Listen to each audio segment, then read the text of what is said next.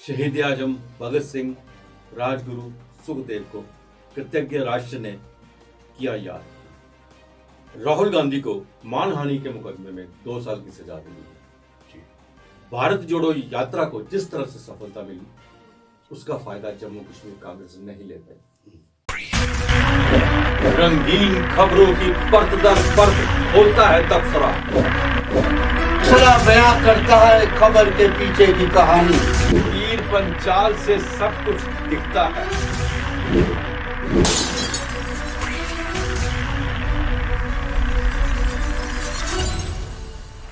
नमस्कार, तबसरा आज दोपहर तक में एक बार फिर आपका स्वागत है और मैं हूं अशफाक गुप्ता और मेरे साथ हैं वरिष्ठ पत्रकार सतीश वर्मा जी। सतीश जी, आज शहीदी दिवस है जी। शहीद आजम सरदार भगत सिंह, सुखदेव, राजगुरु आज ही के दिन उन्होंने हंसते हंसते फांसी का फंदा चूम लिया था जी। इस देश की आज़ादी के लिए। आज हम पीपी न्यूज़ लाइन की ओर से उन्हें श्रद्धांजलि करते हैं। सतीश जी, आज राहुल गांधी को मानहानि केस में 2 साल की सजा देगी है सेशन कोर्ट में गुजरात में। उनके ऊपर मुकदमा चल रहा था, 3 साल हो गए थे मुकदमा चलते हुए, 3 से ज़्यादा साल हो गए कि उन्होंने मोदी शब्द का इस्तेमाल किया था। पूरी मोदी कौम को उन्होंने कहा कि मोदी की जो पूरी है उनको उन्हीं को बदनाम किया है। जितने भी बहुत सी जो बातें उन्होंने कही कि मोदी के नाम से ही होती हैं, उसको लेके आज उनको 2 साल की सजा गया। सुबह कोर्ट में पेश हुए थे, उन्हें 2 मिनट के अंदर अंदर ही जज ने आते ही 2 साल की सजा दे दी।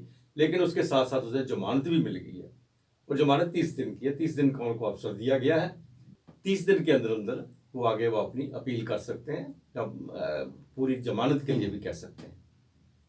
नहीं, आप ठीक कह रहे हैं। देखिए, ये मामला हालांकि जहाँ तक हमारी जानकारी आती है, हम भी इस पेशे में, हमें भी 35 साल से ज़्यादा का समय हो गया है और मानहानि के मुकदमे पत्रकारों पर भी होते रहे हैं। 2 तरह की, एक सिविल और क्रिमिनल मानहानि होता है। लेकिन किसी पॉलिटिकल लीडर को मतलब इस बयान के ऊपर सजा हो जाए 2 साल की, जो विवेचना कर रहे हैं इस पूरे मामले की, वो सब हतप्रभ है, हैरत में है।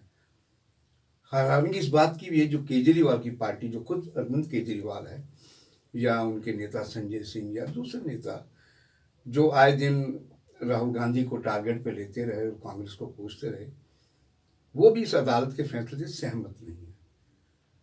उनका आरोप है कि ये विपक्ष को कुचलने की एक बड़ी साजिश है। मैं अमीर का जल्दबाज का शेर कहता हूँ, इससे संबंधित नहीं है। वो कहते हैं कि उसी का शहर, वही मुद्दई और वही मुंसिफ, हमें यकीन था कि कसूरवार हम ही होंगे।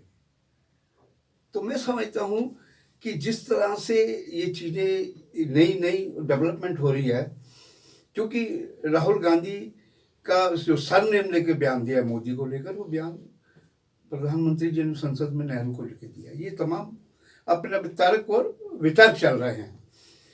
मैं समझता हूँ कि लोग ये भी कह रहे हैं, जो कांग्रेस के लोग हैं, उनका आरोप है, हम तो आरोप ही कहेंगे, हम क्यों कहेंगे वो ठीक कह रहे हैं या गलत कह रहे हैं।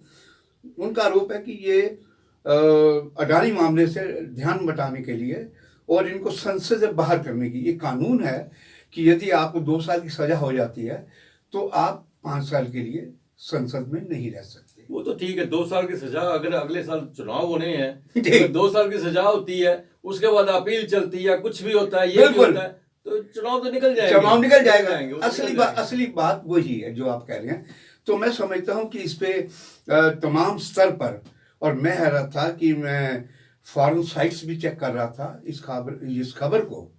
देश का तो मीडिया जैसे दिखा रहा है, प्ले अप कर रहा है, जो मेन स्ट्रीम मीडिया, जिसे कोट एंड कोट गोदी मीडिया, लेकिन विदेश का जो मीडिया, उसने भी इस खबर को बड़ी प्रमुखता से लिया है कि देश का, हिंदुस्तान का एक विपक्षी लीडर, उसको किस पर एक छोटी अदालत में 2 साल की सजा सुनाई। ये विवेचना की बात है। अब देखते हैं कि आने वाले दिनों में राहुल गांधी, कहा यह जा रहा है कि वो सेशन कोर्ट, जो अगली अदालत होती है लोअर से नीचे, उसमें अपील करेंगे, क्या करेंगे, क्या तर्क देंगे, ये देखने की बात है। लेकिन ये बात जरूर है कि कल तक जो इस प्रकार की खबरें चल रही थी, विपक्ष एकजुट नहीं है इस विषय पर। और हालांकि सबसे ज्यादा कि अरविंद केजरीवाल ने खुद कहा है, और संजय सिंह तो खैर बोल ही रहे हैं अरसे से, अडानी मुद्दे पर संसद में, बाहर, सड़क पर, सब जगह, लेकिन केजरीवाल कहना है कि हमारे लाख मतभेद है कांग्रेस से, लेकिन जिस प्रकार से टारगेट किया जाए देश के एक बड़े नेता को, वो भी मानते हैं कि बड़ा नेता है राहुल गांधी, तो मैं समझता हूँ आने वाले दिनों में तस्वीर साफ होगी। हालांकि अदालत का अपना फैसला है, उसमें सरकार का क्या लेना देना। वो तो ठीक है, लेकिन इसके साथ जो कांग्रेस कह रही है कि इनको कोई हक नहीं मिलता कि एक पूरी जाति को अपने नाम कर लेकर उनको बदनाम करने का, उनको गाली देने का, बिल्कुल गाली शब्द वो यूज कर रहे हैं, इनको गाली देने का कोई अधिकार नहीं है। कोई एक गलत काम करता है तो पूरी जाति को बदनाम किया जाता है, उसी को लेकर ये केस था। बिल्कुल। लेकिन इसके साथ साथ एक और मौका मिल गया कि पहले ही वो कह रहे थे जमानत में माँ बेटे बाहर हैं, अब एक और जमानत उनके सामने आ गई है। वो ठीक है। बाकी केजरीवाल की जो आपने बात कही, वो तो अब लगता है वो डरे हुए हैं कि कल को मेरे को कहीं फंसना जाए, इसलिए उसका पहले तो दूसरे के घर की आग को देखकर हाथ सेकते रहे, अब उनको भी लग रहा है ये आग आगे बढ़ रही है, कहीं ऐसा ना हो कि मैं भी इसकी चपेट में आ जाऊं, तो थोड़ा सा पीछे हटने लगे। देखिए, शराब घोटाला हो और तमाम तरह के जो प्रदेश बीजेपी दिल्ली की जो है वो स्कूल घोटाला, ड्रेस घोटाला, तमाम तरह के घोटाले आए दिन गिनाते रहते हैं। स्वाभाविक है कि केजरीवाल जिस प्रकार से हमलावर है, उन्होंने जैसे पोस्टर मोदी हटाओ देश बचाओ, इस तरह के जो पोस्टर कल लगाए गए और FIR लॉन्च हुई, उससे लगता है कि इनको भी लगने लगा है कि अगला घर मेरा है जो जल सकता है। बिल्कुल। और दूसरी बात जो राहुल गांधी ने कहा वो अपनी अपनी इंटरप्रिटेशन है। जैसे मैंने कहा आधा गिलास खाली आधा गिलास भरा, बीजेपी अपने तरीके से इंटरप्रेट कर रही है, कांग्रेस ही अपने तरीके से इंटरप्रेट कर रहे हैं। और ये सबको मालूम है कि हाल के दिनों में अदालतों का एक बार भी सवालिया निशान पर आया है। हम फैसले पर टिप्पणी नहीं करेंगे, अदालत का फैसला सर्वमान्य होता है।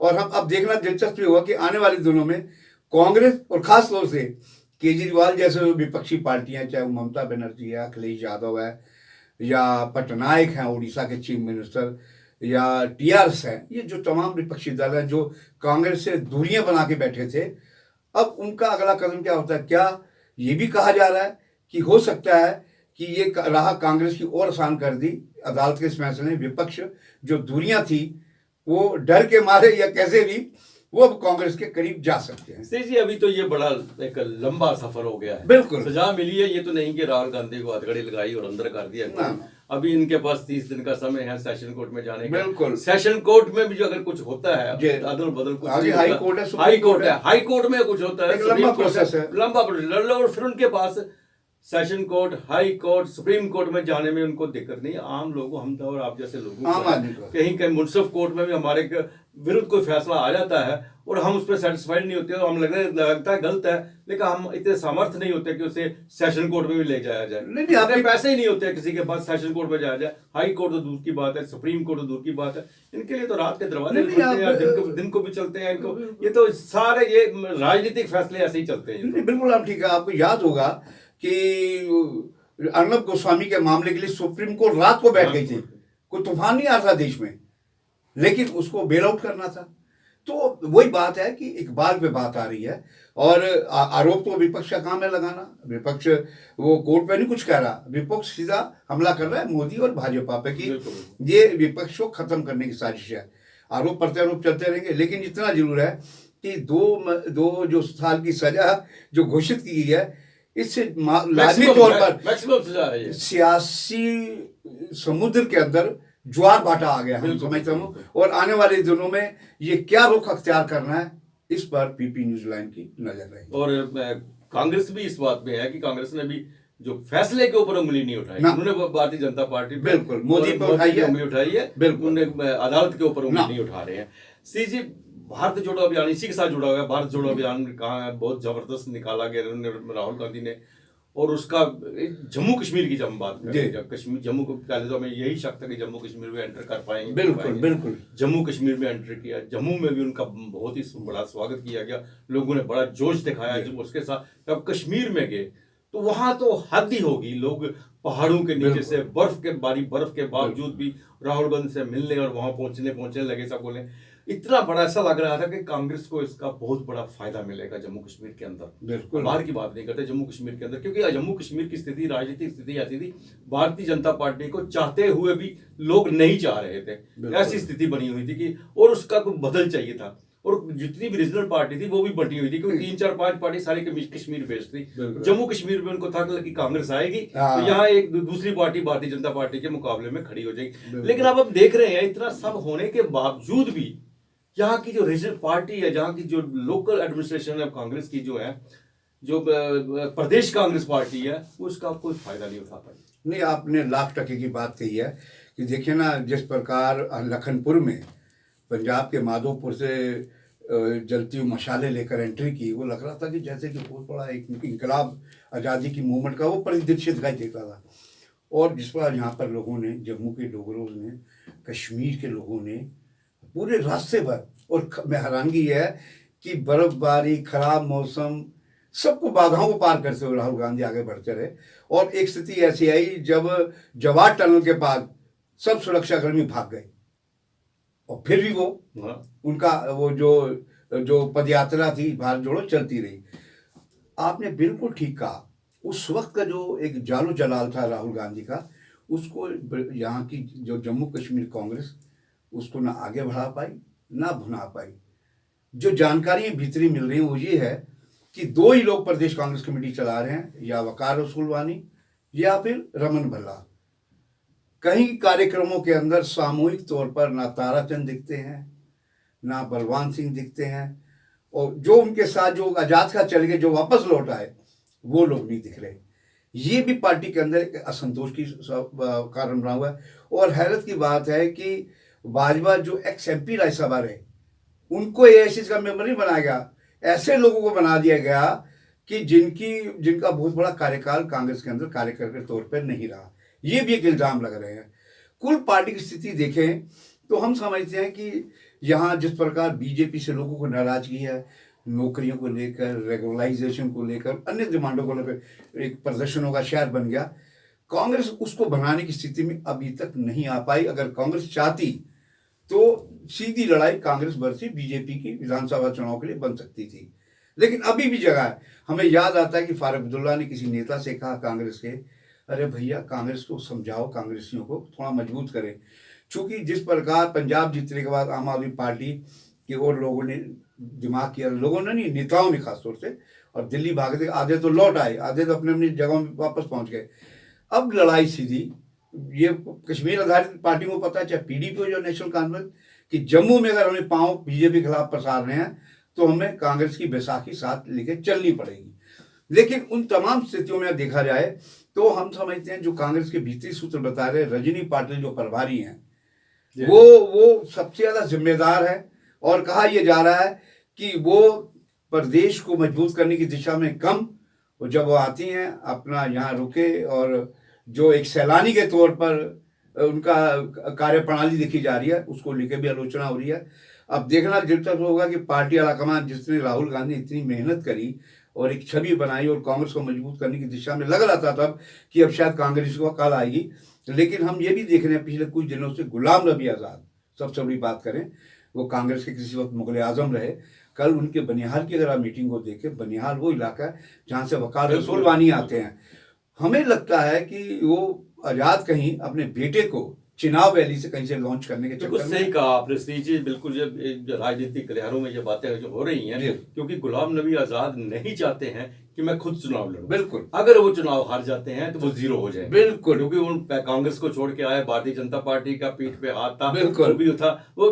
यहाँ ये तो कहते ना, जीते हुओं की दुल्हन है ये तो दुल्हन उनको मिलेगी जो जीता है। बिल्कुल, तो कल को हार सकते हैं, लेकिन वो लड़के को खड़ा करते हैं। हाँ, तो लड़का हार भी जाएगा, नया था, अभी आया है, वो सोच बातें उसमें हो सकती है। लेकिन आज जो पैंथर्स पार्टी का स्थापना दिवस है, उन्होंने भी स्थापना दिवस मनाया और फिर से अपने आप को पूर्ण जीवित करने की कोशिश कर रहे हैं। उन्होंने भी पूरी अपोजिशन पार्टीज को आमंत्रित किया था आने के लिए। मुझे नहीं लग रहा कि अपोजिशन पार्टी ने कोई किसी किस्म का इंटरेस्ट वहां दिखाया। जी, देखिए, ऐसी जो जानकारी मिली, शायद रमन भल्ला कांग्रेस से हैं, लेकिन जो भीम सिंह की शख्सियत थी, आपने जिस ओर इशारा किया, असली बात वो है, भीम सिंह एक कद्दावर नेता थे। वो डोगर की बात करते थे, और उन्होंने सड़क की लड़ाई हो या सुप्रीम कोर्ट की लड़ाई हो, बड़ी लड़ाइयाँ लड़ी और जीती भी। मुझे तलवाड़ा माइग्रेंट की याद है, उन्हें किस तरह वो लड़ाई को सुप्रीम कोर्ट में जाके जीता, अब गुलाम नबी आजाद हुकूमत के खिलाफ। तो अब उस जैसा कद्दावर नेता, हालांकि हर्षदेव काबिल हैं, लेकिन भीम सिंह में ये भी खासियत थी कि वो सबसे प्यार मोहब्बत खलूस से मिलते थे, सबसे रिलेशन बना के रखते थे। व्यवहार जो है वो बड़ा पे करता है। हर्षदेव सिंह काबिल हैं तमाम चीज़ें, लेकिन व्यवहार के तौर पर जो मकाम भीम सिंह का था वो हर्षदेव सिंह का नहीं है। और अब तो वो क्या नाम है, मनकोटिया भी वो बीजेपी में चले गए उधमपुर में, उन्हीं के गढ़ में ये आज रखा गया है ये स्थापना दिवस। उम्मीद करनी चाहिए, हम तो ये जरूर चाहेंगे कि डुग्गर प्रदेश की क्षेत्रीय पार्टी लाजमी तौर पर जीवित भी होनी चाहिए, पुनर्जीवित भी होनी चाहिए और मजबूत भी होनी चाहिए, क्योंकि एक क्षेत्रीय पार्टी होती है वो स्थानीय मुद्दों को, स्थानीय भावनाओं को वो बेहतर ढंग से पेश कर सकती है। तो ये था तबसरा दोपहर तक का। बाकी खबरों के लिए आप देखते रहें पीपी न्यूज लाइन। नमस्कार। नमस्कार।